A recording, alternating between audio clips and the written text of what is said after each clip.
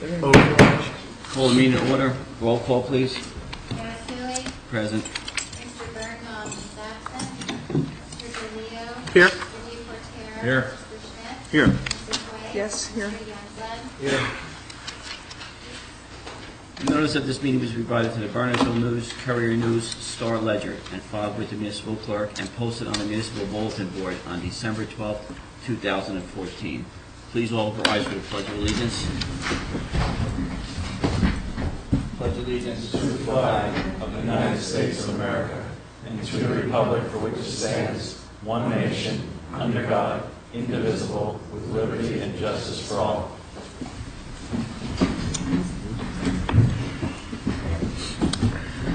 I see that we have no presentation scheduled for this meeting. I'll entertain a motion to approve the minutes of April 27th and May 11th, or if there's any changes to be made to the minutes. I'll move. The ones as amended. Pardon? Do you have any changes yet? No, it's just, we got Oh, well, amended that ones. was a very, Right, it was small, but the original was fixed, so it was a small. Okay. Moved by Councilman Schmidt, second by Councilman DePorter. All in favor? Aye. Nays? Abstains? Okay. Open session. At this point in the meeting, the mayor and council welcome comments from any member of the public. To help facilitate an orderly meeting and to permit the opportunity for anyone who wishes to be heard, speakers shall limit their comments to 5 minutes. If reading from a prepared statement, please provide a copy and email a copy to the clerk's office after making your comments, so it may be properly reflected in the minutes. Anybody from the public wishing to be heard on any matters? Seeing none, I'll close the open session. Move on to ordinances. I'll open a public hearing on ordinance 15-1690, a bond ordinance appropriating $400,000 and authorizing the issuance of $380,000 in bonds or notes of the borough for various improvements for purposes authorized to be undertaken by the Borough of Bernardsville and the County of Somerset, New Jersey, for the sanitary sewage system of the borough. Anybody wish to be heard in the public session? Council members? Anybody? Okay, I'll entertain a motion to pass on final reading and adopt as published. Moved by Mr. DePorter. Second. Seconded by Councilman DeLeo. Roll call vote, please. Mr. Birnbaum is absent. Mr. DeLeo. Yes. Mr. DePorter. Yes. Mr. Schmidt. Yes. Mrs. Wade. yes. And Mr. Youngblood. Yes.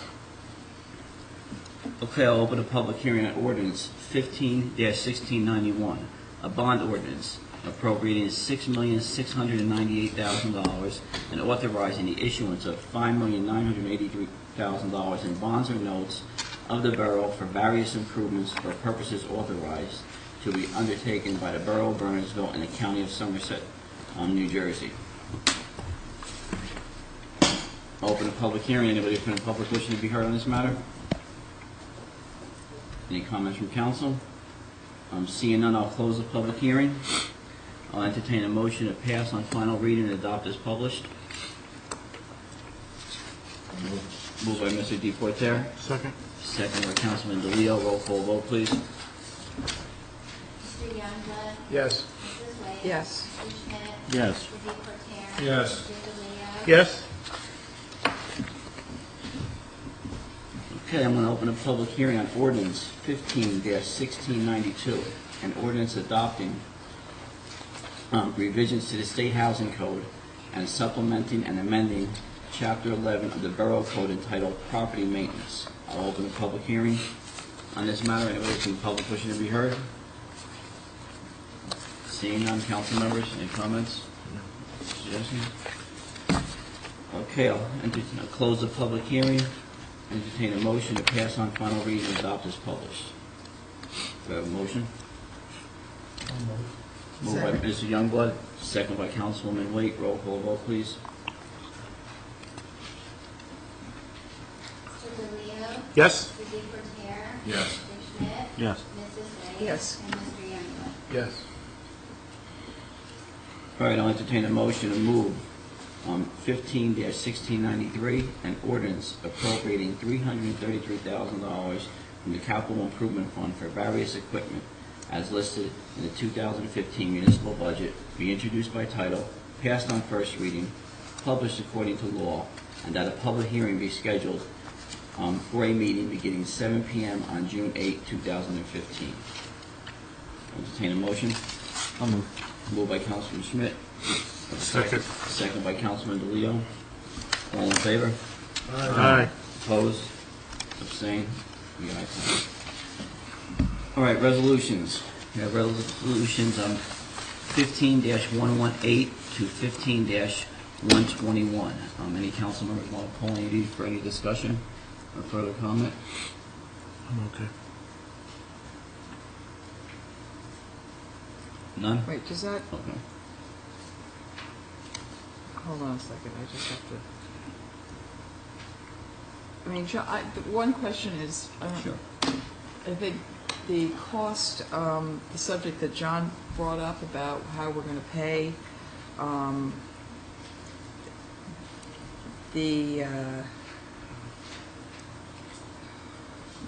think it's later in the thing.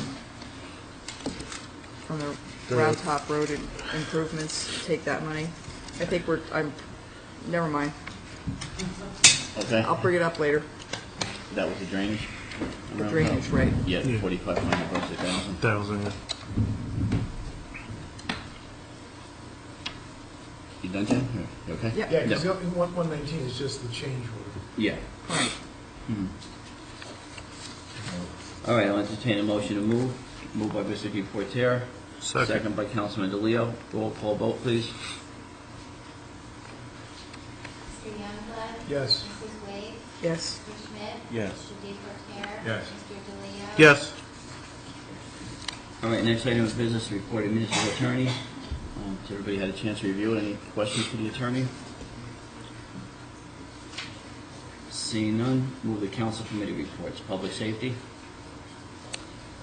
Kevin, we've had a couple things on the public safety. The first thing that we talked about was, and Kevin, I can really pass the floor off to you, the whole Mount Airy Road traffic problem. We just left the public safety meeting, and I think there are three.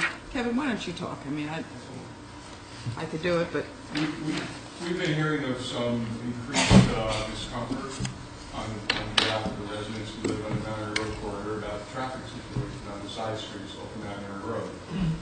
This is what we expected. If you remember when we discussed this going way back to the beginning of the Mount Airy Road closure, that the impact on the side streets due to the detour routes that the county had put in place, that we expected and anticipated a significant increase in traffic on the side streets, and it's been problematic to say the least, as we've expected.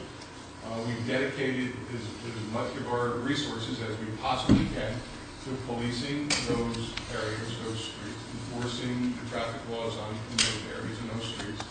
However, there still appears to be a tremendous amount of frustration on behalf of the residents who live in that area with the traffic that goes through those streets. We've gone back to the county representatives. We've expressed our concerns with them. I've met with them again last week twice. I met with them again today. Lieutenant Remian has spent time conversing with them and expressing all of our specific concerns about the safety within the work zone area specifically, and then relating to traffic matters, safety matters on the side streets. So if I could just back up and just talk about safety in the work zone. Last week we contacted the county, who was in contact with the contractor, and we specifically cited safety concerns in the work zone. There's been equipment that's been parked on the street, there's been debris that's been piled on the street, there's been supplies and materials that have been left on the street within the confines of their work zone. However, we didn't feel that they were properly marked off, properly flagged off with traffic cones and barrels. People, residents who have to maneuver through the work zone to get to their homes were being unnecessarily exposed to hazards in the construction zone. So we brought those hazards to their attention. And then we also talked about The barricades that were at the ends of the streets, that we asked them to put more permanent type barricades that are harder to move, and they've done that. They've replaced their barricades with some semi-permanent barricades that people cannot easily push and move out of the way. As of today, they have made tremendous improvements and cleaned up the work zone on Mount Airy Road. They've fenced off with safety netting all of the open trenches, all the holes now have safety netting around them so that pedestrians will be warned that there's a hole there. At night, the lighting situation is not that good. We have school children who walk through the area, pedestrians who walk through the area, and residents who need to drive and walk through the area. So, as far as the safety concerns in the traffic, or the traffic concerns in the work zone, we're pleased with the improvements that have been made. I drove through there today, and I think they've made an earnest attempt to deal with most of our concerns. Now, going to the outlying areas, to the traffic that's on the residential streets on going to the east and west side of Mount Airy Road. We're really at a loss as to what else we can do to remediate that situation immediately. We've got barricades up, we've got signs up, we've got detour routes posted, we're asking, we've got road closed signs up, but traffic is continually traveling through those streets. We get truck traffic, we get car traffic, we have people following their car computers or GPS units or directing them through the residential neighborhoods on these streets. People getting lost in the neighborhoods. Trucks are turning around, getting in there, getting lost. It's not a good situation, but it's one that we're responding to with our resources that we can, but it's basically out of our control as to what else we can do at this point. We can continue to focus on it. We'll continue to increase our patrols here. We'll continue to do traffic enforcement. I've asked the Somerset County Sheriff's Department to provide us with law enforcement resources and help us control traffic on those streets. And they have not responded affirmatively to that request at this time. There's not been one day that they've been able to send us one car to help us monitor the traffic on those streets that's created by the project that is closed down to traffic. The detour routes are not being heeded by motorists, and people are just filtering through the roadway. That being said, at the Public Safety Committee meeting that we just had, I identified 3 possible solutions that we might be able to employ to remediate what has occurred or what is occurring there. The first one is the topic of speed humps.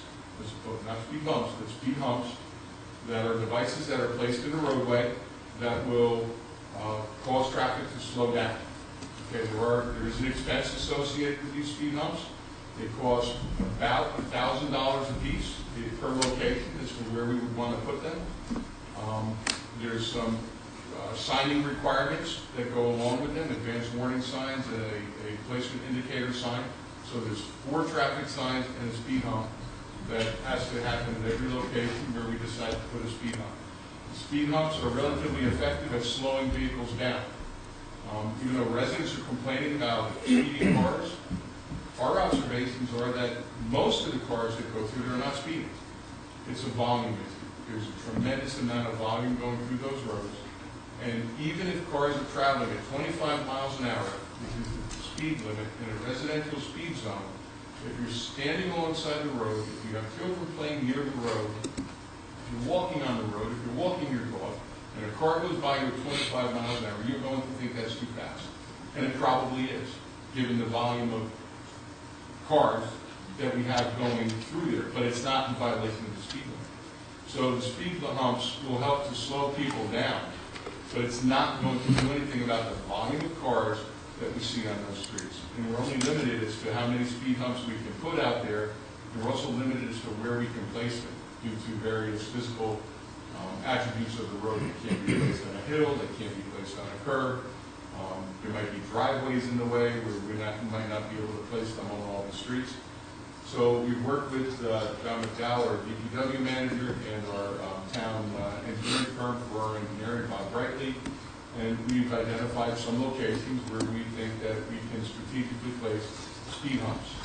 Speed humps will not stop people from cutting through those neighborhoods. It will only give a perception, it will force them to slow down a little bit at the point where the speed hump is. What they do in between in those other places, they're really not going to be effective in slowing anybody down. Only where the speed humps are really have an effect. That's something that's one option that we have. We've estimated the cost of a plan to put speed humps on those side streets at about $15,000 at this point. $15,000, which is not budgeted in the budget this year, that we would have to find money from somewhere else, some other project that would have to be made to cover the cost of the speed humps. The other option that we have is to create what I would call a contained community on both the east and west sides of Mount Airy Road, with one way in and one way out, so that anybody who turns into that neighborhood, there's nowhere for them to go except in that neighborhood. And basically that would involve closing every street entrance into those particular neighborhoods. And we've identified the locations of some of these street entrances that would have to be completely sealed off or closed off with temporary barricades that are filled with water so that they can't be moved or pushed out of the way by people who want to get by, and basically seal off that neighborhood. And it would be a great inconvenience to the residents who live in that neighborhood, only giving them one way in and one way out, but it would still allow emergency vehicle access because the barricades are designed to be pushed out of the way in the event of an emergency by a fire truck or a police car to be able to move them out of the way. We would also still have access through the primary entrance and exit route into that community. But anybody who's looking to go through there won't be able to. They'll have to turn around and come back out the same way they went in. And we would post at the entrance and exit, no outlet, residents only, do not enter, detour, and send them down the detour route. But we would have to do that on both sides of Mount Airy Road. If we only did it on one side of the street, we would only displace the problem to the neighborhood on the other side of Mount Airy Road. People would be hunting and pecking through that neighborhood on the east side of the street, which gets less traffic, and for whatever reason, to the streets on the west side of the street. So we would create two closed communities bordering the work zone. The only people that would get in there would be the people that live on Mount Airy Road and the people who live in those communities. There's an expense associated with that. We would have to buy barricades, water-filled barricades. They're approximately $250 to $300 a piece. We estimate that we will need approximately 3 of them for most of the streets to close it off completely. Probably would be about the same amount of money, maybe $15,000 or so, to buy all of these barricades. We would have to go through and measure street openings and see specifically how many barricades we would need to come up with a firm price. But we would also need to put signs up. We'd have to put additional road closed signs up, road closed ahead signs up, no outlet signs up, and there would be also an additional expense with the additional signage that would have to go with every road closure that we do to create those closed communities. So that's another option at this point that we can explore. The third option that we can explore is police saturation patrols and put officers in those, and we're already doing that with our available resources. We're spending a lot of time in these neighborhoods. But it would simply be allocating overtime to put police officers on patrol specifically in these neighborhoods to do traffic enforcement and high visibility enforcement, and get on the trucks that are going in there that have no business being in there, looking at speeds, monitoring the stop signs, and keeping an eye on the traffic in these neighborhoods. And that comes with an expense. We have to put detailed, dedicated officers to do that. We've asked for help from the Sheriff's Department. We have not received any help from the Sheriff's Department. So the only alternative we have is for us to do it ourselves. And to go beyond our existing resources, it's going to cost money. We've already spent in excess of $10,000 on police overtime associated with the sewer line collapse on Liberty Road that I believe was a direct result of the additional traffic that street saw with Mount Airy Road being closed. So there's already been a tremendous impact on our overtime budget. We would have to find and allocate some money for police overtime to be able to accomplish that. We have asked the county to work with the contractor to free up some of the budgeted money for police overtime for this site. And I was verbally advised today that the county engineer has requested that the contractor free up funding for approximately 40 hours of overtime to do some extra patrols in those neighborhoods. But that's not really a significant amount of time, given the length and duration of this project to really have any meaningful lasting effect. And I have yet to be contacted by the contractor about putting that plan in place. So I really don't know if the contractor has agreed to that, has not agreed to that. I really don't know. So those are the three options that we've identified that we might be able to put in place to remediate what's going on up there. Sort of continuing to put extra patrols in those areas when we can, keep an eye on what's going on. I don't know, Jack, there might be some implications for closing the road with the state DOT, but at this point, I mean, I think public safety is of utmost concern here, and I think we need to look at what our options are, and I think that's a viable option. It was the committee's decision, that probably the most viable option would be the water barriers, as Kevin pointed out. Future projects, we may be able to rent those water barriers to contractors if they needed to do anything to get some of the money back. But it is going to be $10,000–$15,000 probably, regardless of which way we do it. And it would be an inconvenience, but I think, with publicity and pre-planning, most of the residents would find that, if we opened up the downtown side of the two roads, instead of coming up to 287 on Mount Airy Road, maybe they can get off in Bedminster or Maple Avenue and approach the neighborhood more from the center of town. And I think if most of the residents understood that the cut-through traffic would stop, and they had to be inconvenienced by only coming in one way, I think that's a trade-off they would be happy with. Because, we're just getting a lot of complaints, safety issues. Again, speed, nothing we're going to do with. And again, to Kevin's point, the speed humps or bumps are not going to change the traffic flow. And if you put them on West Street, they're going to go down Ann Street. So, really the only way is to just close it off. And, it creates an inconvenience, but it will stop the problem. Kevin, where's the plan to close it off? On Pill Hill, at Ann and Liberty? It would be every street that enters into those two neighborhoods on either side of Mount Airy Road, with the exception of one. Prospect. Right now, what I'm thinking right now is Prospect Street would be the entrance for both of them. They would go in Prospect and then up Condit into Ambar for that neighborhood, and then they would go in Prospect and West Street for that neighborhood. And we'll just leave it at that. And you're going to have to come downtown, go through the center of town, and go up to get Prospect to get into and out of your neighborhoods if that's where you live. That's the only way. Sealing off one side of it really doesn't do anything, because when people get in from the other side looking to cut through, they're going to get to a point where they're just going to have to turn around and go back. Or they're going to be snaking through the work zone trying to get out, cutting across Mount Airy Road. We go to the other side to look for exit routes. If you do this, it has to be a total, complete closure in order to stop the vehicles from entering into that neighborhood unless they want to be in that neighborhood. There'll be no through traffic at all that would be successful to get through those neighborhoods. But that does not come without a cost, without a price. And the price is the cost of those water barricades. And possibly some displeasure from our neighboring communities about traffic that might be diverted through some of their roads. But quite honestly, I think those roads that we're looking that would be impacted by that are really roads that can handle the excess traffic. They're not neighborhood roads per se, small contained neighborhoods. They're wider, they get a lot of through traffic already.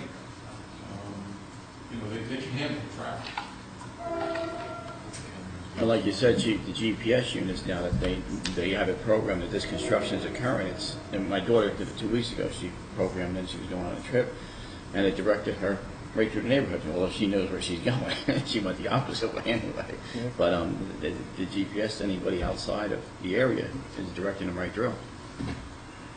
Now, the cost that, the $15,000, is that removal also? Removal of the barricades? That's not a Barricades, that's not- signs, everything else at the end of the thing? Well, you know, I'm really, all I'm pricing out is the physical cost of the barricades. I'm anticipating that, you know, or DPW and our fire department, I mean, the barricades will be, it's just a matter of dropping the barricades off that location and filling them with water. Correct. As far as the removal goes, all we have to do is drain them, pick them up, and take them away. So I don't think there's any real cost associated with removal of the barricades or replacing the barricades. It's really the cost of buying the barricades. Well, I'm thinking along the lines of potentially going after the county. I mean, that's a cost to us because they can't manage their job properly. They can't do exactly what they promised in the beginning of the job. The signs, you know, obviously there would be a cost for whoever has to put the signs in and take the signs out, as well as buying the signs that would be required to announce the road closure. You have to give some advance warning that the road's closed ahead, and some signage, you know, that's warning people, you know, that you can't get out this way. Because we don't want to get into a situation where somebody's going to be backing down the road, turning around in the driveway.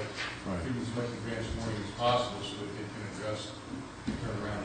Look, the first week or two, it's gonna be a little crazy. Once we do this, they're gonna be like, you know, mice trapped in a maze, trying to find. how Don't to get in, how to shortchange get out. yourself with those yodocs, the fillable barriers though, because on occasion, we put them out in the middle of the road and just, we didn't go it further. People actually drive on lawns and everything else. And Well, it's a bigger nightmare. We discussed that during our public safety committee, and they'll have to be strategically located in areas where hopefully you can't do that. You know, and maybe putting up snow fencing along the side of them to deter people from doing that. Like every space or every spot is going to be unique. And I don't want to go into, you know, how they might be able to defeat those words. But obviously, where there's a will, there's a way. But I think that they're inconvenient enough. We were out today, we inspected them today. We looked at them, we tried to move them. 2 of us tried to, we couldn't move them. We couldn't move them. They're heavy, it's a lot of water. So, but there's no doubt in my mind that a emergency vehicle would be able to move it. So, you know, if we had to, and we're not completely closing the access to the neighborhood. There's always going to be a way in and a way out, and for emergency vehicles. So that's one option. You know, we will work with the council to do whatever you feel is the best option. We will work with the community to implement whatever they feel is the best option, but we don't really have an answer or a cure for this problem per se. We're implementing one of these three recommendations. You know, it depends on what the people in the community are willing to tolerate, how much inconvenience they're willing to accept. It's a trade-off. Do you want the traffic to stop, or you know, do you not mind the traffic and just want to slow people down a little bit in certain areas? I don't know. We're not going to make everybody happy, no matter what we do. But they're not happy But now. we're doing something. You know. And with the school closing soon, there'll be more kids on the streets, so that's what we really ought to be concerned about. That's a good point. By closing off these two communities, are we changing any, there are no school buses in there, right? That's all within the That would be within walk the to 2, school? Is that within the it? 2 miles, yeah. There are So, bus No, routes. there are buses in there, There yeah. are some bus routes that go through there, but they'll be able to get into the neighborhoods and get out. They're going to have to make some adjustments, and they've already adjusted to the traffic that's there now. You know, this isn't going to take effect. It won't impact this year. By the time we get the barricades and get them deployed and whatnot, there's no way we're going to be able to do that before the beginning of school, I don't believe. They're going to have all summer to work on alternate routes. right. Same thing in terms of postal deliveries. I think that seems to be something that can be done. It's all going to be accessible to them. They're not going to be locked out of it. Just going to have to figure out a way to go around. I mean, that's, It's you just know, not a throughway. We're ensuring it will not be a throughway. All right, how do we move forward on this? right, I move Jack, that we what get will we have to do together. with this? I think you could do it by motion to authorize the chief to proceed with one of his proposed plans. Okay, and we have to go back to finance and make Well, I sure was we gonna say, have Ralph, the money in. is there money somewhere? I mean, that's the biggest issue. And we have to make sure we don't have a problem with DOT. With closing We're not roads. adopting an ordinance, so Mhm. the chief said, probably. Can we put the county on notice that they potentially could foot the bill for this? Since it's gonna be roughly 20,000. Their plan's not working. Yeah, we can. I don't know if we're gonna put the bill. We can put them on notice. The thing that watch is. It's not working. State may not allow you to close roads, Mhm. so I don't really publicize that with the county just yet, because that may bring the state into further action. Okay. I mean, I don't doubt that if we can find a way for the county to All right, pay so- for it, yeah, I mean, we've got a free budget of ways and means communities. All right, so Chief gave us a couple options here. Speed bumps, Do the barriers. or the barriers. Option 2? Option two. Option 2, do the barriers. Yes. All approved, the chief move forward further with the plans? Chief, anything else you need? If we're looking at option number 2, which is the barriers, any other decisions that need to be made, or you have enough to go on? Clear direction from the council of what you would like us to do, number one, what option you would like us to employ. A resolution to back it up, so it's not something that we're doing arbitrarily. We're not taking it upon ourselves to do it, that this is a decision that the governing body has made, and money about barricades. And we'd have to have our engineer check with DOT to make sure. I believe that, I defer to legal counsel on that, how to go about that. Like, look, Lake Road was closed for almost 6 months. Mhm. I mean, I didn't see the DOT out there moving those barricades out of the road. We wouldn't, as I said, we wouldn't be adopting an ordinance, we wouldn't be enforcing the tickets. Was that? We wouldn't be enforcing the tickets, would we? No, but this would be convenient. Closing off the street, so, Okay. well, I'll talk to Kevin about DOT, but I think we could probably do it. I mean, he could ticket trucks that are going through a neighborhood town that are over 6 tons, That's correct? right. The truck weight limits, we Yeah, can't enforce. we're more worried about throughway. But I just meant we wouldn't be enforcing these barricades through the issues of tickets. So can we have a resolution put together? All right. Yeah, we can Yeah. put a resolution together for the next, I mean, the other Yes. thing is, do we want input from any of the residents, or is that think we going to heard open? Well, I mean, if we're we here have to for put if we need to put a resolution together for 2 weeks from now, that will also give Then time to It'll come give us a forward. public, public it'll give us a time public to, hearing, yeah. at least comment and think about it. But, they've got to look at the alternatives. And then Chief, you'll have basically a plan by then on what roads are gonna be closed and how, so. I'll do the best I can. Very good, thank you. Have that ready for you. Thank you. In Dave's here, he could probably put it in the Bernardsville News. Mhm. That is in my record. We have only one meeting in June.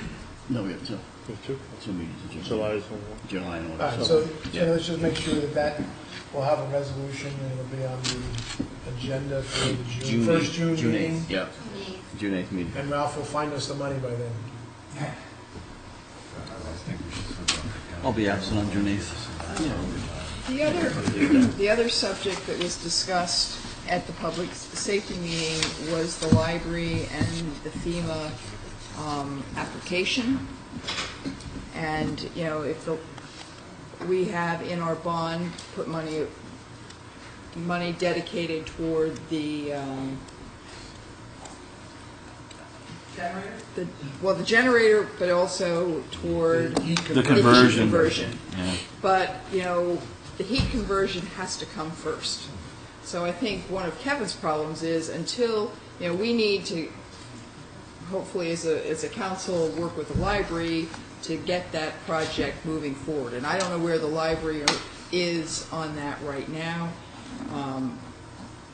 Well, You it's our may need a building. project manager. It's our building.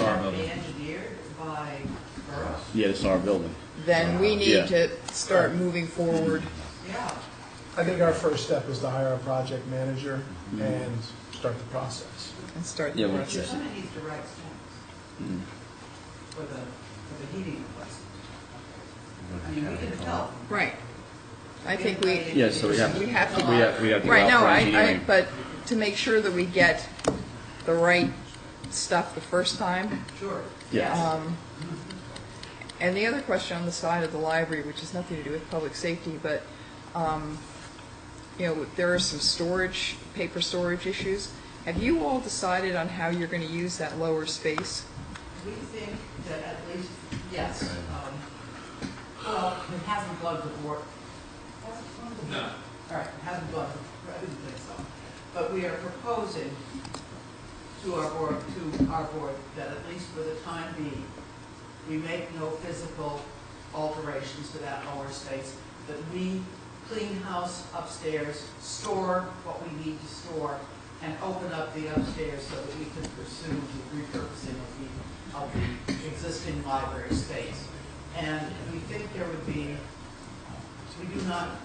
we haven't got a good estimate of, but we think there's likely to be some extra storage area if there are borough records that could use a home. I believe there are. I believe there are too. I think we're spending money I believe over there are. around the corner. Yeah. So, So, no, I mean, we would definitely had planned, thought of that. okay.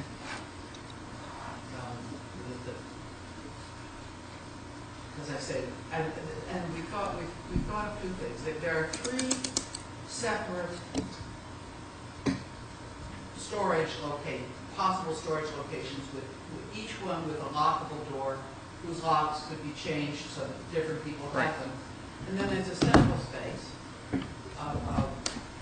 And the only physical change, structural change that we would make at the moment would be to take down, there was like a reception counter across that space. We would take the counter out, we would put a table and some chairs down there, and we'll have lights and air conditioning, and the borough or library could use it for meetings during the day or at night. We wouldn't want to make it a publicly available meeting space because there wouldn't be anybody there for security. But if, for instance, the little conference room here was in use and this room was in use and so forth, or the committee needed to meet, it would be a third space that would be sort of available for you guys as well as for us. For a small, 8 to 10 people, not a crowd, but I'm talking about a committee type meeting. Okay. That's the current state of the plan on the downstairs space, is because the cost of remodeling it to move a major library function down there is not something we have the money to do. And Patrick's not, you don't have it either, and we're not even going to ask. Thank you. We're just going to use it to clean up the upstairs and open things up. All right, anything else for public safety, Jim? I think that's it. That's it. All right, Chief, thank you for your input. Finance and personnel. Peter's out tonight. Anybody else from finance and personnel? Anything We happening? have a meeting this week. We didn't have one. All right, we just adopted the budget, so. All right. Engineering, technology, and public works. Okay, we had a meeting last Tuesday, and again, its agenda is packed full of stuff. Some of the stuff I'd like to talk about tonight with some input from John is our pothole repair that's going on right now. We have our internal guys repairing potholes, and the amount of potholes is overwhelming right now. We had Rob Haynes, our roads and grounds manager, join our meeting, and he gave us an update on the volume of potholes. So the guys are going to continue into probably early summer filling holes. But that opens up another dilemma for us that we're going to need to talk about as a council, is that Boulderwood is one of the roads that's going to be up in the Bernardsville Mountain this summer, and there's a base repair that needs to be done on the storm sewers. And usually our internal guys take care of that before the roads are milled and paved. But they are going to be busy doing potholes. So the question is, how are we going to balance this? Because we want to get the base repairs done soon so we could do the mill and pave before the winter comes. This road, Boulderwood, is going to be done in coordination with Post Kennel and Roebling up on the mountain. So John was going to come back with some numbers and some ideas, and I was wondering if he put anything I together. don't have the numbers yet, but we are preparing a RFP to get some quotes for base repairs. So we got some good contractors around that will give us some good square yard prices. Like Jeff indicated, the guys can't do everything. We've got about 18 catch basins on Boulderwood that need to be done, averaging 2 or 3 a day. There's a couple of weeks spent just repairing catch basins. That absolutely has to be done before we pave the roadway. In addition to all the other catch basins that are in need of repair around town. Many of them over in the area impacted by the Manor Road project. So we do plan on getting a little bit of contract work done to take care of the base repairs. There should be enough money in our budget to handle that in the capital budget. We're taking money right out of that. Yeah. I think it's important we get Boulderwood done, because then we can add that, can leave that on our schedule for the mill and pave. Yeah. And that's really what I want to stress here, is Boulderwood needs to be done Very good. in the month of June. Now, John, Can how that about- be done by then, John? In the month of June? We get that done in June for paving in July. Okay, good. Now, how about the pothole repair? Weren't we looking at an outside contractor? There's an outside contractor will be coming in to help out with that also. Okay. We've got a few roads,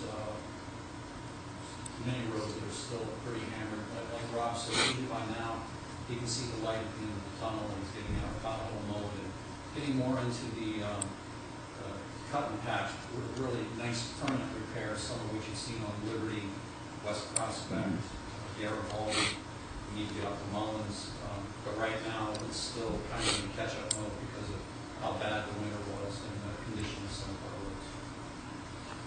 Since you've been getting some really good prices back and you've been saving money on the contracts, can you put an alternate in there for doing, basin repair or whatever? So say on a contract that's $100,000, you save $15,000 on your base budget. You could exercise, say, fix 5 of them at $500 and just fit it into the contract that way, if you can. On roads that are close by, we've talked about that. We've got a project coming up for Meeker Road out of the new ordinance money. Charlotte Hill Drive is right next door. There's some 20 catch basins there that have varying states of repair needed on them. So we plan on doing just that when we get that bid out. Okay, good. The road edges we talked about, we took a look at Round Top Road. We had some edges of the road break off. Some of the edges are soft. So we met up, we did a little field trip. We met up at Round Top Road and took a look at them. And what we decided as a committee is that we would have Bob Brightly give us a price for adding some hard material along the edges of the road, so in case the landscape trucks go off the road or any other trucks that prevent the edges from breaking off. So, John, you want to give us an update on that? Well, Bob and Doug still need to do that inspection. It's not the entire road. There's some places, it's got to be really heavy equipment getting on. We got ruts that are a foot deep, good 6 to 8 inches wide, 2 or 3 feet off of the roadway. So there are some areas we identified where the shoulder is very soft. John, where did the fill come from that was put down on the edges there? It looked like it was a lot of, was it topsoil? Or did it come out of the, Depends which area you're talking about. okay, because it looked almost like wood Topsoil and chips. seeded. It would, it just looked really soft, almost like a mulch material.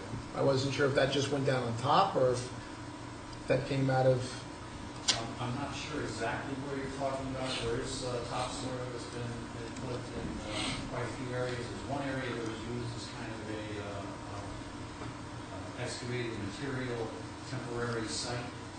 But that's about halfway through the job before you get up to Laurelwood on the left-hand side. I don't know if that's the area that you're referring to. yeah, it was just too, it looked like it was almost a mulch material. It was just, It's not the best topsoil. Okay. that's put down. So the goal is to kind of pick and choose areas where we see this problem and put 2 feet to 3 feet of firmer material alongside the road, so in case something goes off, these edges don't break. That makes sense. Fair And it's enough. something to look out at other roads too, as we move forward with all these roads to, where it's narrow and we think there's problems, that we go ahead and fulfill some hard material on the edges, Yeah, exactly. We got to build them to last. you know? Okay, so, we'll talk about the paving of the swim pool parking lot later on. Train station, we have money in the train station budget for work to be done down there, and as you know, our sidewalks are crumbling out on 202, and some of them inside. So one of the things we talked about was putting together, finding a contractor to repair some of these sidewalks. But one of the things along the wall, we had concern, maybe the State Historic Society might have something to say, I guess, because the building's historic. So John was going to check with Shippo down in Trenton to make sure we can go ahead and repair sidewalks without impacting the wall. So we don't want to impact anything in the wall. Since the state did all the other sidewalks, are we allowed to just go in and do those sidewalks? Or do we have to get permission from the state, because 202 is a, We'll need to check with the state. It's a little more complex too, because back when those sidewalks were done, the monolithic with the curb,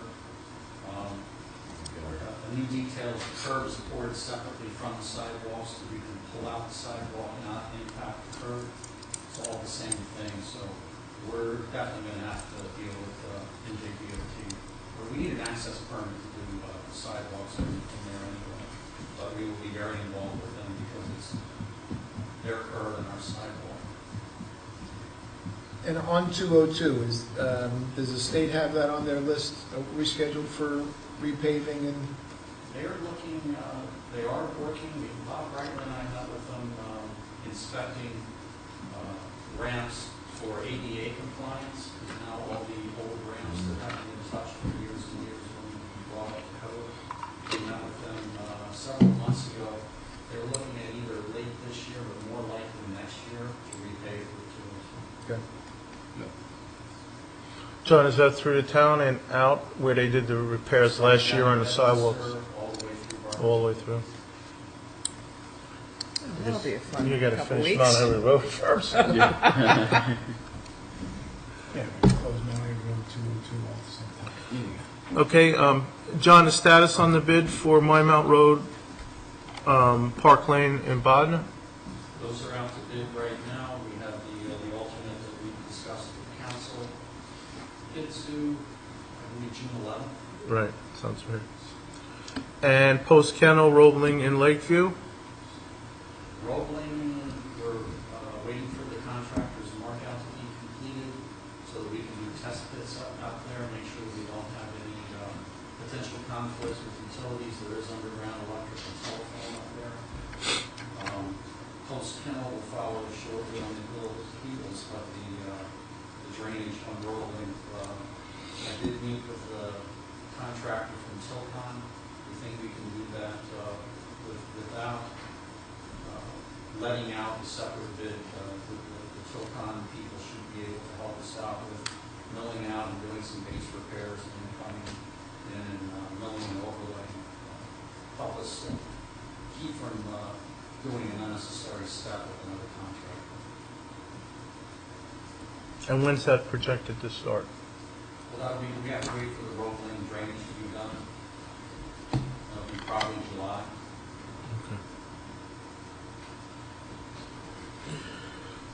Okay, My Mount Road, and we got that.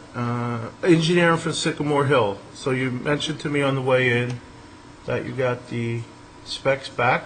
No, I'll have the specs next week. Okay. And then that has to go out to bid? Out to bid. Because we've been very delayed with that one, as you know. Hopefully, he does deliver. Anything else you want to add, John? We did confirm that we have the QPA, so we can move forward with quotes on the Claremont steps. Okay. We have one in hand. I've reached out to one contractor. We just need to find another contractor to give us some quotes so we can get that work scheduled and going forward. Okay. Anything else? Yeah. Any questions or any comments, Public Works? And you're meeting with the neighbors soon on Mullins Lane? Yes, tentatively next Friday. Anyone else? All right, well, thank you. Any other committee reports, commission reports? Library. Library, okay. And basically, we briefly discussed this. I'm sure we have an email from you. And you just mentioned with the repurposing and the storage and everything. Oh, And yeah, so basically, I think you almost covered that, but you could add no, on. this is a question Of RFP. about the repurposing in the main library, the moving of things and the putting up different changing walls and so forth.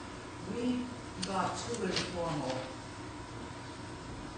They weren't even proposals, they were sort of design specs. But we'd like to be able to move forward with this. We hope that we can do it with private money, but it's well over the amount that, we would normally have to seek several bids. And so I guess my question is for all of you, should we be writing specs and going through a bid process? Yes. Yes. Okay. And invite as many people as you can. Yeah. And invite as many people as you can. Yeah, okay. All right. Thank you, sir. Thank you. Thank you, Wayne. I have something on Yes. shade tree. If you've, Basking Ridge has been talking about it, Berners Township talking about it a little more than we have, but it's called EAB, or the Emerald Ash Borer, Yes. is into New Jersey, and we're going to have to make some decisions. Obviously, residents, what they choose to do on their property, but any of the ash trees that are on town property will die within the next 10 years. So it's not an optional. So you can treat them. The cost can be anywhere between $2,000 to $3,000 a tree, or remove them, which extensively about the same price. It often can cost more to remove the tree after it's dead than preemptively remove it beforehand. So not a decision that we have to make now. We discussed at Shade Tree to start to get a count on the number of trees that are on borough property. And Jack, one question we'll have to address is, how do we deal with right-of-ways? If there's a tree that's in our right-of-way, that significantly expands the scope of the problem for the town. Generally, with candles, you don't have to. Okay. Yeah, because really it would be on private property. Then. Right, it's on Exercise private- that right away. Right. Yeah. So, whether we have the resident give permission for us to take it, and again, something we just have to start working on. It's going to be an issue that picks up speed. Many towns are opting to remove the trees, before they do die, rather than treat them. But again, it just depends on where they're located. So, just wanted to make sure that council was aware of the fact that issue is coming, and money's going to have to be applied to it one way. There's no, well, maybe it'll happen, it won't. It's going to happen. The question is, It already happened across the street of my house. which way do you want to go with it? I'm still okay with mine. Well, the yellow ash is starting, there's already, they're being affected currently, but different disease. But, it's coming. Yes. This is the very This nice is- emerald colored bugs They're in that there. killed them Yeah. already. We had forest behind the house. Sandy took care of the full ash. The whole thing. All right. Anyone else? All right, well- Um,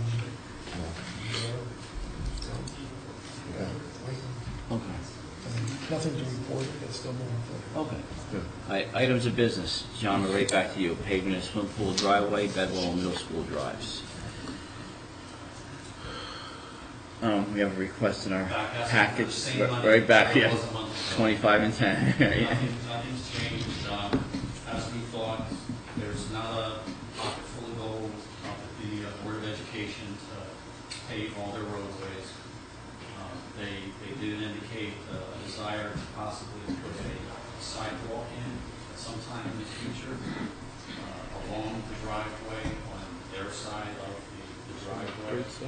That would actually be on borough property, and they need to come and speak to us about permission to do it. But they have no grandiose plans that we were told at the last meeting. So they actually wanted me to reach out to Tilcon and see if we could contract to pave their driveways and parking lots and then get reimbursed. I informed them to go talk to Tilcon, join the Morris County Co-op, and that good pricing would be available to them, but we weren't in a position to cut the check and seek reimbursement.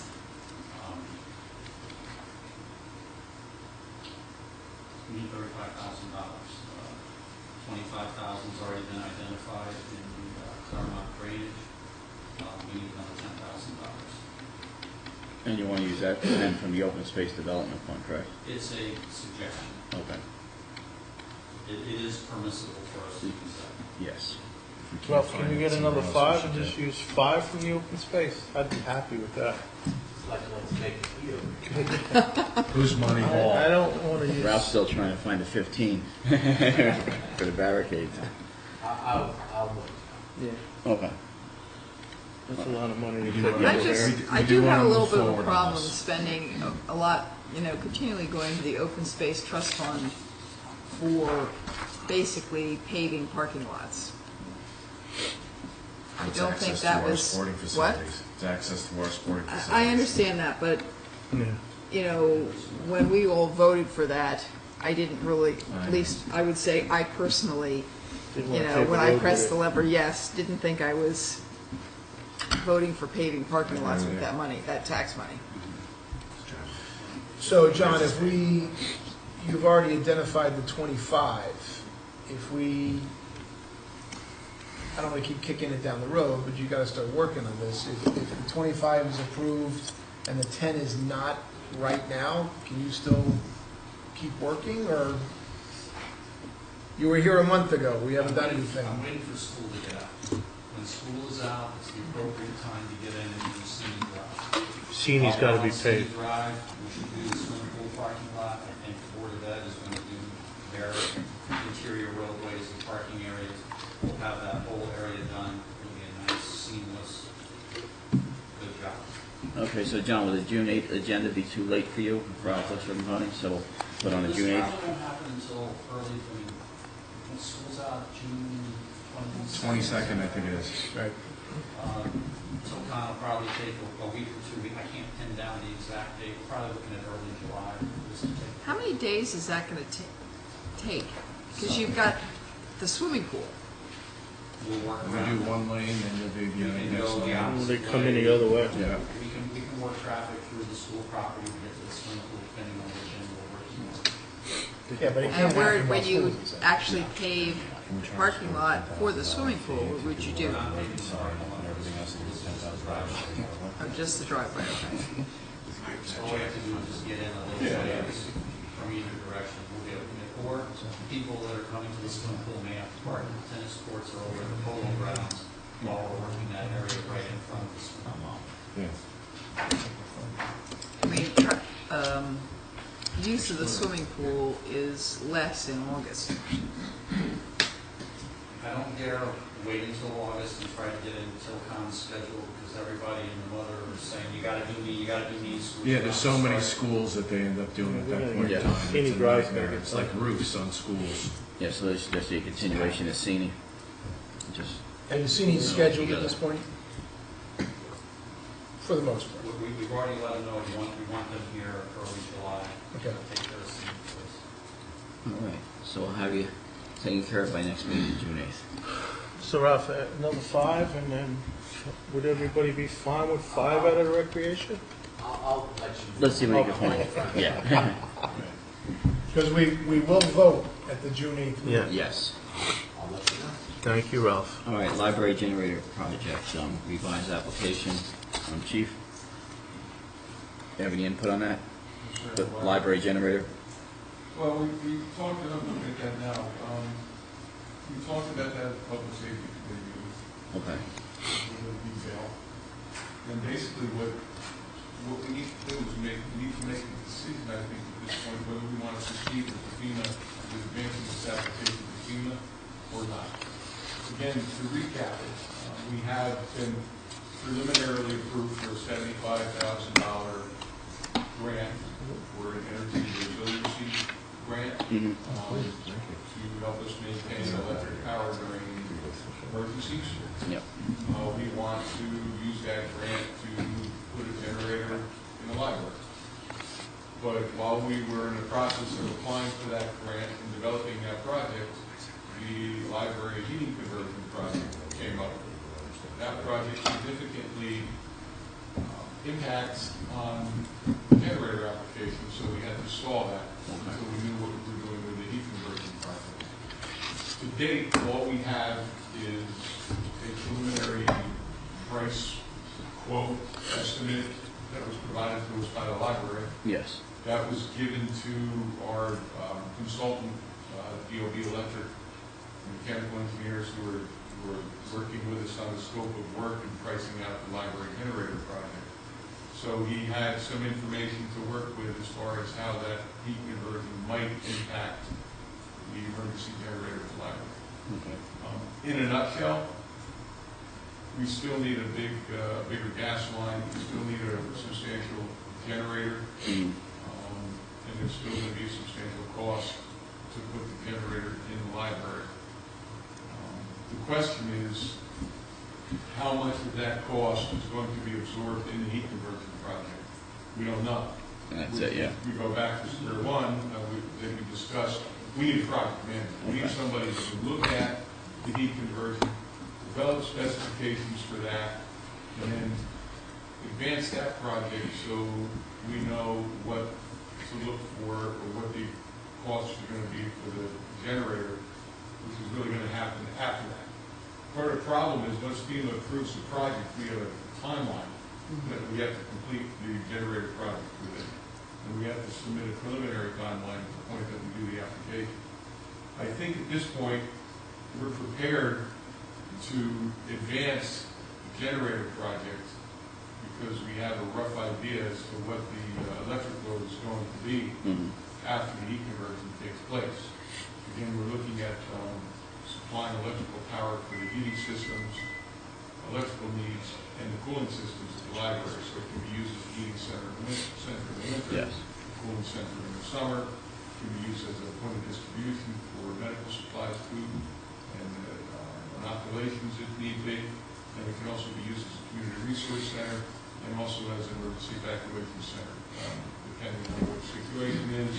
Obviously, it would depend on how we would use primarily the community room at the library for some of these purposes, the parking lot, the water supply, the bathrooms, things like that. So, council needs to decide if we want to move this project application forward. We've had our consultants have redesigned the scope of work. We have our grant writer is ready to finalize the revised grant application based on the work that DOB has done to advance that project, at least at this point, to the next step. Honestly, I don't know. I have not been given a solid drop dead date as to when this needs to be advanced. Everything's kind of a gray area right now. I'm afraid if we wait too long, we're going to lose the opportunity to apply for the money. If we go too soon, we may come up with an unrealistic deadline on the 2-year completion period, depending on how long it takes us to complete the heating conversion in the project. The advantage of waiting for the heating conversion is the generator project will cost less, and some of the expenses that we fund for the heat conversion project could be taken off the cost of the generator project. Yeah. So, you know, it's kind of a catch-22, but I think council needs to decide, do we want to advance this generator project? My recommendation would be is that we go ahead and advance it. It's going to take time for them to process. It's going to take time for FEMA to get it, review it. The state has to review it again, approve it, send it to FEMA. FEMA's going to review it. It's a few months probably in that process. We'll learn more, hopefully. We'll have a project manager in place, I would hope, for the library. And then if we need to make a modification to the application later on, we can go back and do that. But, you know, council needs to decide what they want to do with it. I think it's important to move forward now, yes, and not waste any time. Chris? Yeah, any luck with the funds from FEMA as far as the conversion dollars? We're still going through the process. Yes. I think the key though is. Well, that's important, but if, like you said, it's going to be a lag time there, so I think it's, And we Yeah, have to be so- able to move faster on the library project than FEMA is. right. And as long as we have the ability to modify our request based on something that pops up, I can't imagine it being that substantial. I think we should move on. All right, so everybody's all right with moving forward and hiring a project manager? Yes. To manage your project? Well, We'll but move that- forward with the generator project Right, but first. that, yeah, what Kevin's asking for is we give him permission to file, Yes. to get, and, you know, take the brakes off the generator project in terms of submitting that application to FEMA. To move forward. So, Everybody's in favor? Yes. yes. Right, Terry, did you have something you were going to Anybody say? But it sounds like you really need to get some specs written for the heat. We have to get the project manager. Yeah, which we'll I make a guess- project Well, we manager. know So that has to They come both have first. to work together. Yes. Yeah. And they're And the both one tied last through line FEMA. And all that kind of stuff, where we can both benefit from Right. both the generator and from the heat. Right, but Correct. the And I generator, have to say, we would love it if the heat conversion were done before the winter heating season. Right. So we're gonna try to do. Okay. All right, fine. All right, so let's move forward with both project manager and the application. absolutely. Yes, sir. I just don't want to Yes. go into this blind, John and I were just discussing this, the cost of project management. I don't know if you've ever considered that in this year's budget. Mhm. So, again, I have to defer to Ralph, what kind of funds are available to hire a project manager at this point? Do we have money to do that? Maybe we have a professional services contract in place with somebody. We already have one, I think, with DLB. Do we want to use somebody else? Do we want to use the same people we're using on the generator project? Somebody's going to have to get some, I don't know, Jack, can we just go to somebody who we already have on retainer, or do we have to go out and do we have to accept bids, or? We don't have to get full service for professional services. And the county also has shared services agreements with their engineering department. So we could also use them if we So need we have to to. decide who we're going to go to get this person, and where the money's going to come from to pay this person, before we can advance that portion of the heating conversion project. Right. All right, That's all. so we're all in favor of John, moving forward with the generator? do you have any idea what a project manager? Well, Yes, sir. I volunteer my time to overlook any, I work for Ludlow Heating and Cooling, my Okay. family's owned it for. Could you just state your name for the clerk? Sure, my name's Tom Wood.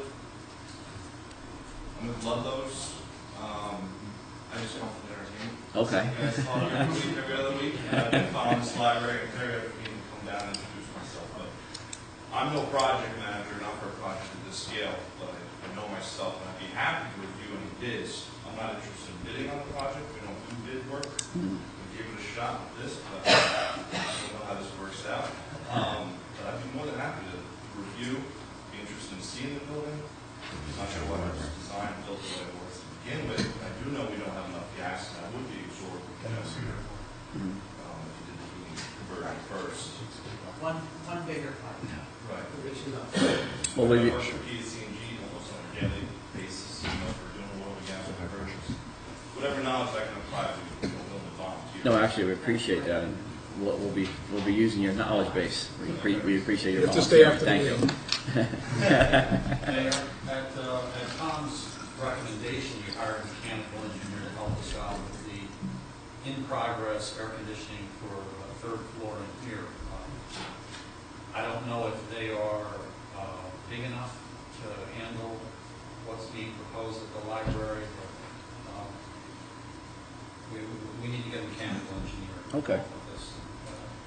We can go through a professional services agreement with them. We need to identify many thousands of dollars to design this, and then comes the project manager part of it. Right.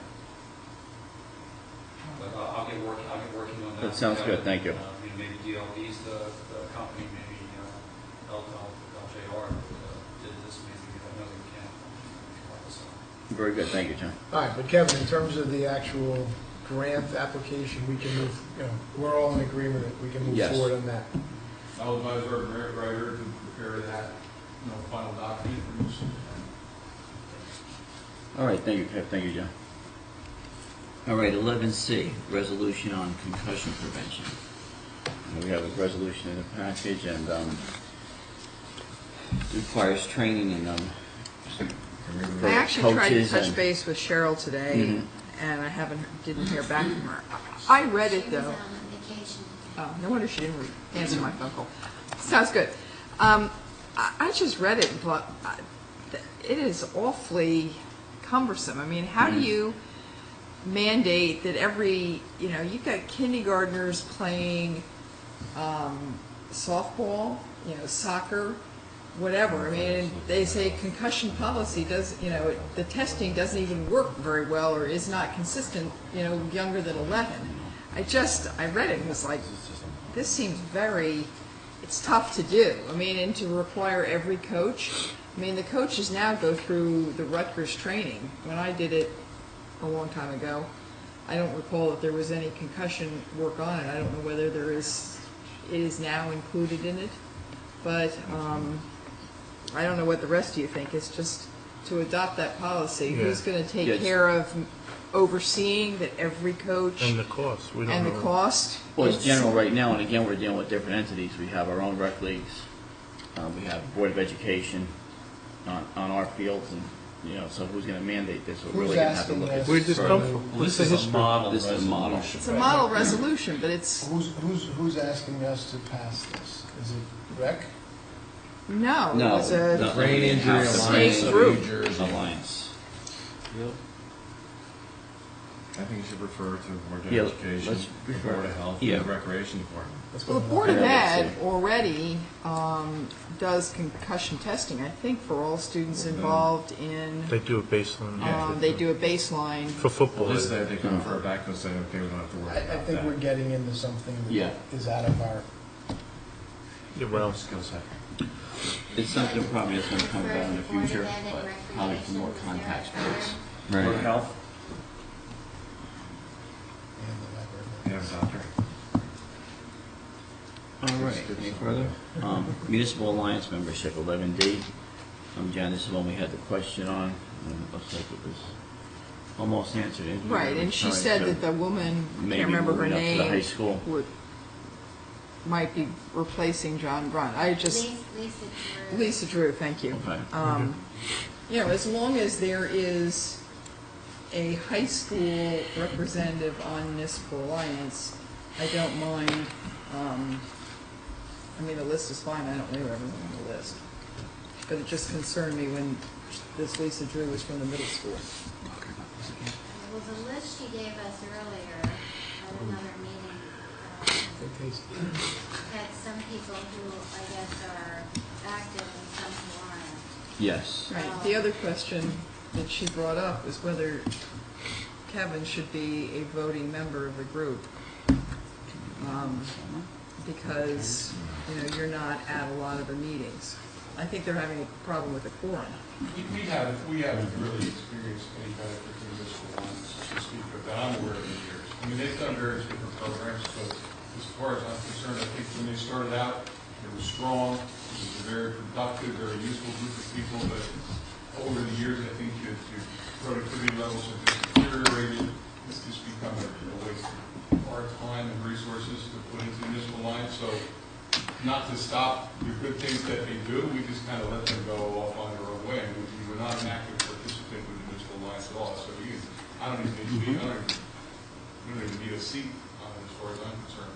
Is Cheryl Parenti on it right now? She is. She can represent the borough's interests. It doesn't matter, we can have a seat on it, but, unless they come forward with some more funding and some more resources that are really going to be useful and helpful to us, there's not much involved that we're going to have. And I guess John Grunt hasn't Yeah. actually retired It yet. says John Grant will be retiring in June 2015, and they would like to appoint Lisa Drew, who will be moving up from Bernardsville Middle School to replace him July 1st, 2015. Melinda Davis Campbell retired, and they would like to appoint Emily Pike from the Bedwell School in her place. And they would also like to appoint Marcia Craver from the Bernardsville Middle School.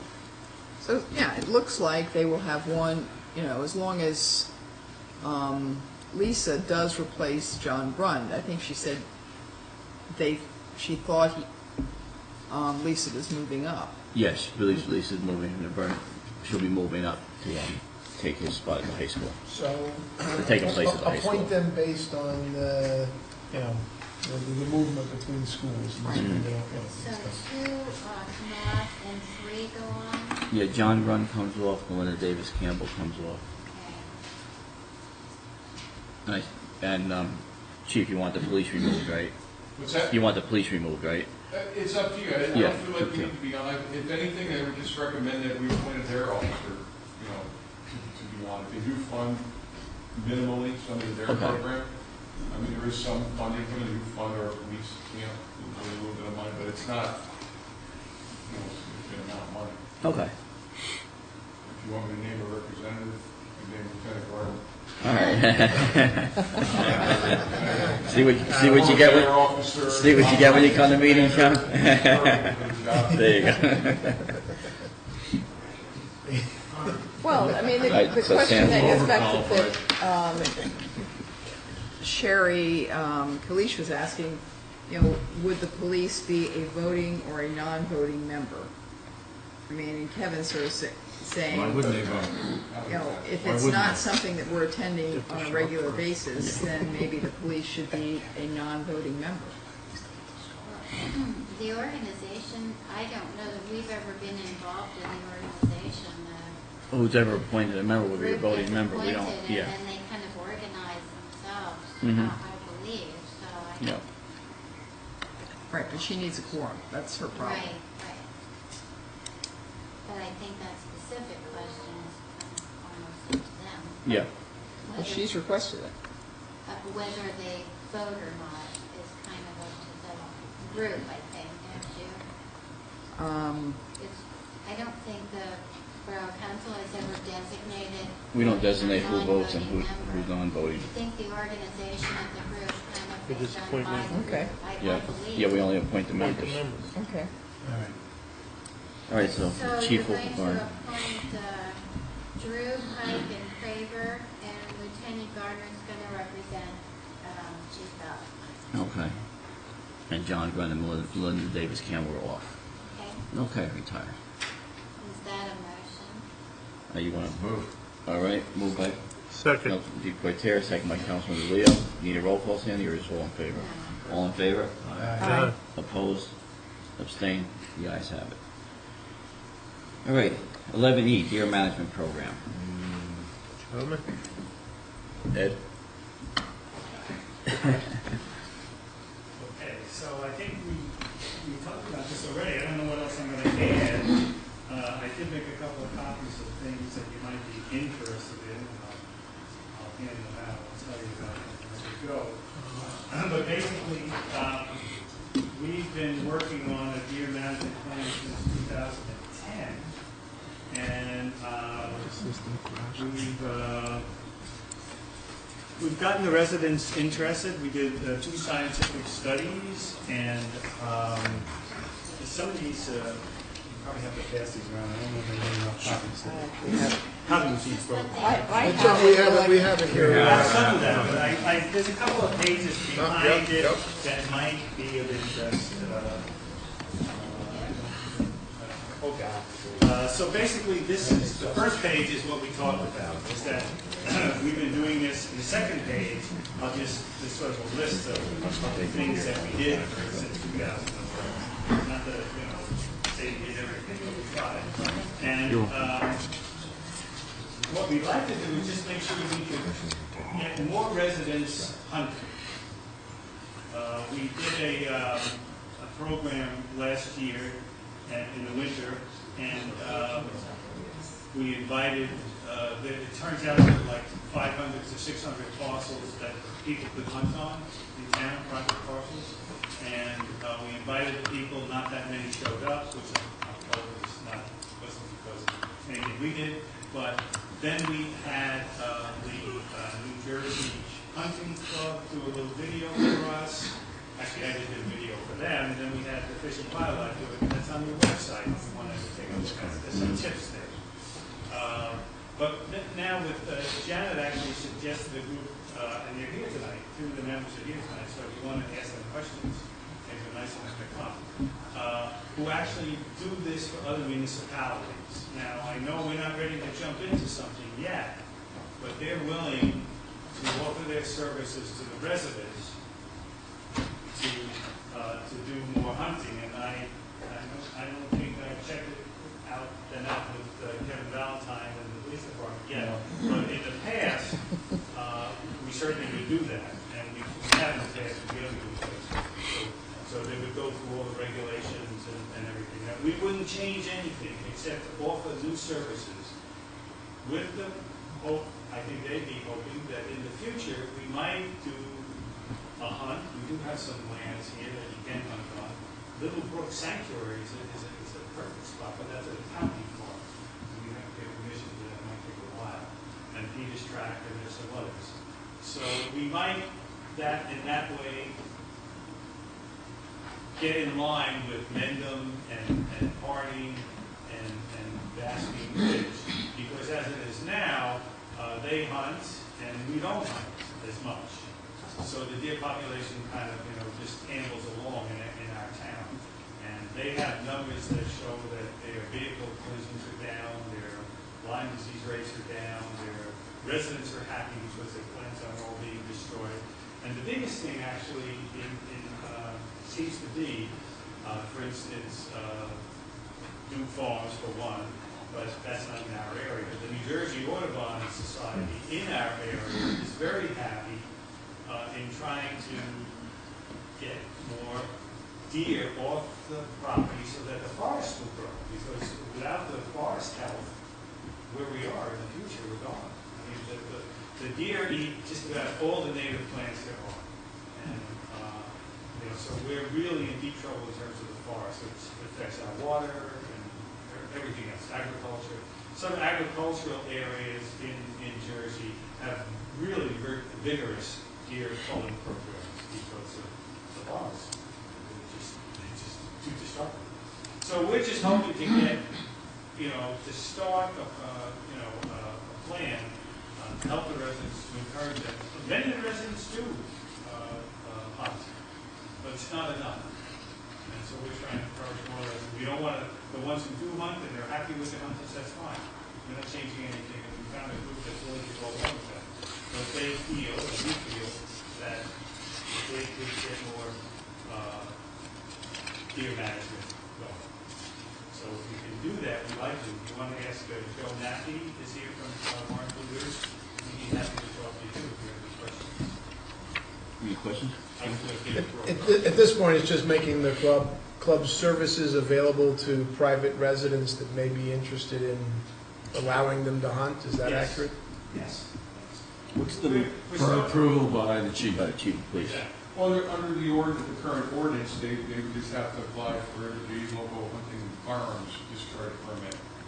And they have to get a sign off by the owner of the property, correct? Property owner has to agree, sign off to it, and we just kept the minimum acreage, that it was 5 acres. Okay, That they can hunt on right now. And, we just process that permit before they hunt, that's all. What about bow hunting? Maybe they have to file. So I would certainly say, make sure, get set up, get permits filed in this way. Are you looking to promote them in any way, or? But Ed would like to have them, Available have on the website. the Available on the information, website? contact information, et cetera, on the borough website. How does that sit, Jeff? Are we advertising for one group then and not another? My concern is your policy has been no outside links. So, I mean, you can change it, but you are promoting this one group. Do we have any other groups that have done this in the past, or are currently looking to do this? Well, there are other groups. Basking Ridge has 2 groups they use. But I think in order to get that program going, we have to do some kind of promotion, whether it's call promotion or education, and maybe it's a fine line, I'm not sure. But we're going to, the Green Team, we're going to have a meeting with Basking Ridge, Deer Mountain on June 4th, so we're going to discuss this with them as well. But we want your go-ahead to say, if everything checks out with Barton Ridge, if we can go ahead and do this. My only concern, or really question for Jack, is would the borough require some kind of identification, being, authorizing this group? We're not training them, we're not checking their, their ability to safely handle firearms. We don't do any of that. So you might want to have some kind of an agreement in place, a memorandum of understanding, or some identification, but I'll defer to Jack on that. How would you suggest promoting your services? I'm sorry. I said, how would you suggest promoting your services? Well, what we do currently is, we do Watch on the Warren and Bridgeport. We've been doing this for 12 years. I have a short presentation if you'd like to see that, give you some more background about our club. But to answer your question, we have 38 members. They're all qualified each year on the firearms, low, whatever they use. And we carry a $2 million liability policy for every piece of property that we have on. Currently, we're doing basically township properties or county properties. But when we spoke with Ed and the Green Teams, there may be some residents that would be interested. Of course, we would insure them also. Okay. Is there a way we could direct the website to say, contact the Green Team for an approved list of people that could?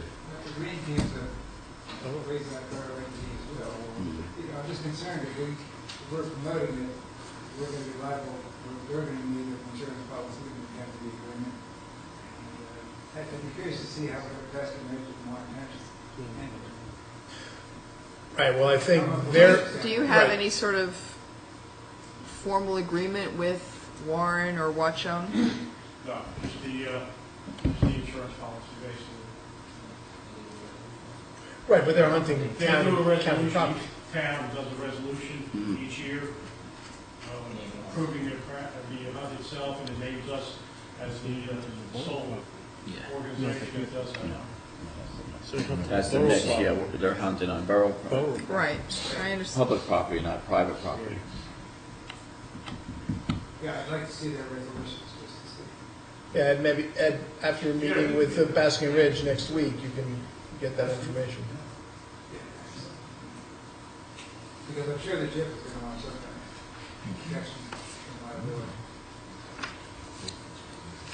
No, we think it's, I mean, I think we can certainly give the residents the option, we just have to find the right way of doing it. Yeah, I mean, when we did a questionnaire with all the residents in town, and it was pretty definite that the residents want to have some deer management. So we've done public outreach for 4 years. I'm not opposed to deer management. Yeah. Exactly. All right, so Ed, you'll get back to us after you meet with Berners Township. Gentlemen, thank you for coming out tonight. Thank you, guys. All right, 200 Washington Corner Road. We have correspondence here from Sherry Crowley, and I think she's recommending to wait until the planning board meeting. Read that, Mike? The planning board meeting is Thursday. Yeah, it's Thursday. So we'll put this on for the June 8th meeting. What is this, Well, guys? she was recommending, or at least wondering, Where is this? if it wouldn't be worth referring this to the Great Swamp Sally Rubin. Watershed Okay. via Sally Rubin to see if they're interested. Where is this, John? It's the last thing. That'll be it. It'll be another 67, bottom. right here. This line. You know, in this period where we're waiting for response from the other Yes. groups, she wondered if it shouldn't be also referred to them to see if they wanted to consider adoption. That it was kind of a good fit for them. I don't see a problem with that. Is anybody opposed to No. the recommendation? No, I wasn't actually sure which property. Is there a house there or is it just land? It wasn't clear from Sherry's, No, it's just Just a get paper. that. If I get the permit. Well, her response material was sent out earlier. This Yes. was just a response. The things that went out earlier didn't come back as an attachment, but they went out for everybody, I believe. Yes. Right after, was it the last meeting or two Meeting meetings before. ago? I actually think Yeah. Peter might have did a site visit. Right. He's not here. Bob, you want to say something? In accordance with the green team, we're having a meeting on this Thursday, but I looked at the property this afternoon. Mm-hmm. I read the documents, I drove and looked at it, and it's on the corner of Hard Scrabble and Washington Corner. You're right there, you start going up to Mendham.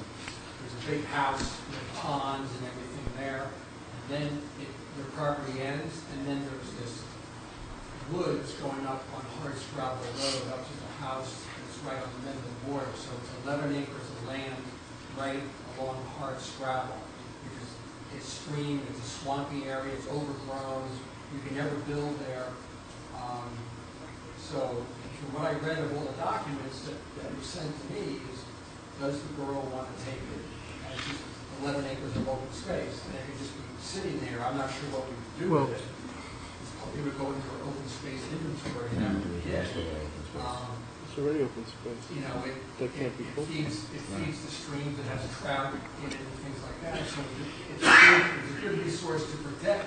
The town doesn't really need to do anything except own it. Accept it. It's not gonna cost us anything. Well, like the place we were talking about last week up off Mount Airy, it's, you know, you lose the tax revenue. But whose property is it now? Yeah, there's not much. It was in our last agenda package. She said she thought there was a farm assessment. I consider there was a farm assessment on that. But they're applying for a nonprofit, so they don't have to pay any tax. Okay. So if they kept it, they wouldn't pay any taxes anyway. So it's a jump ball. I don't really, I don't know what I would do with it right now, unless, because I couldn't walk in, it was so overgrown and it was swampy. So right now, they're paying taxes because they haven't done the, Well, they're paying the farm assessment taxes. Yeah. So it's better to cut rate on it. Whole 70 acres that the preserve had. Mm-hmm. But then when they got the subdivision from the planning board, they got these conservation easements, and then when the guy didn't build the houses, since there's no homeowners association, he sold it to them for $1, Safe River Coalition. And now they feel they can't handle the property they have. So that's sort of the story of the way I understand it. Yeah. So, Well, I think it's a good, you gentlemen agree? What's that? Send it, over to the Great Swamp Watershed, see if they have any interest. absolutely. We'll have to make a decision immediately. And we'll put on the June 8th agenda, yeah. And maybe we could have- Written comments from the groups and the planning board. because I think the planning board needs to, because I sat through a lot of the preserve, hearings. And, they were gonna have this homeowners association manage this land. Well, I don't know, that didn't happen. Now they sold all the houses, made their money and stuff, they don't want to deal with it. Yeah. So, Do we have a map of this? Where is this property? I tried to get a map.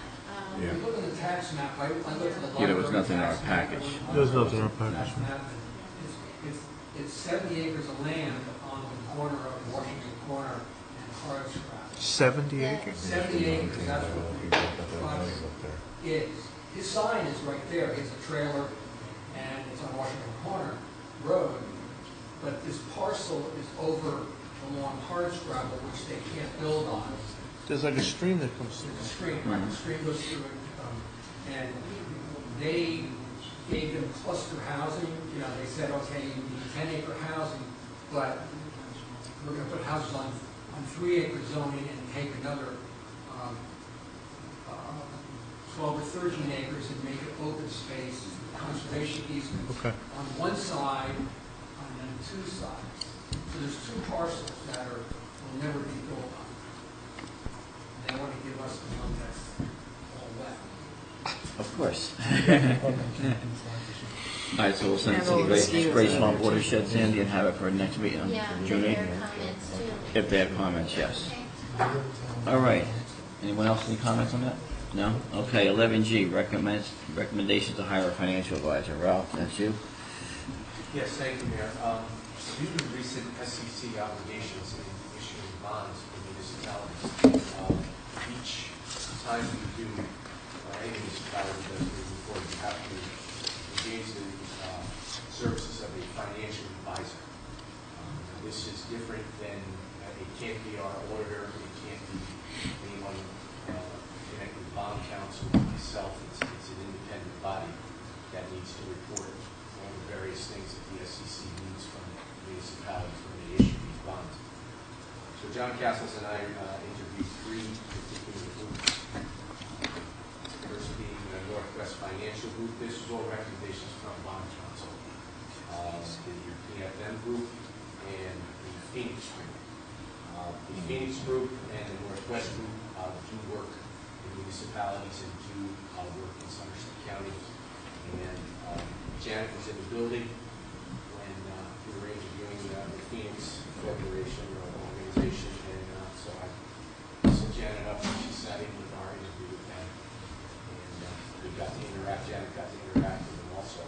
And we are recommending that particular group for your consideration to hire to do this job for us. They were, besides being the lowest bid, we also feel that they would do the best job for the borough. And I've got What's the approximate cost of this, Ralph? $14,000. After discussing this, while they were talking with Janet, they actually dropped the price to $1,000 because of the information that we gave them that they wouldn't have to do basically. It was readily available to them. So they actually came back and dropped their price back out. Okay, so this is a recommendation to hire that group. We don't have a choice with a financial advisor with the new with the regulations. So we're moving forward on our bond sale that we now approved second reading. It's something we have to do. It goes along with the various professionals that we need to incorporate in this process. Our auditors will be providing information that's above the current contract. Bond counsel will be involved. A rating agency will be involved. So there's a lot of things we've got going to get this done. This is one of them that we wanted to get started with.